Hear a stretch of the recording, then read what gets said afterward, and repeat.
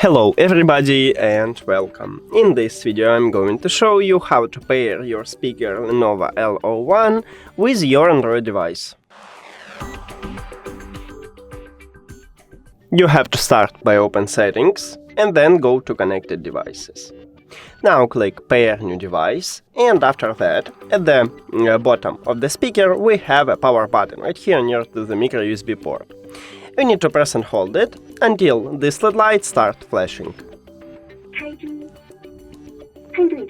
Here we go, and now we enter to prank mode so we can easily add it to the phone.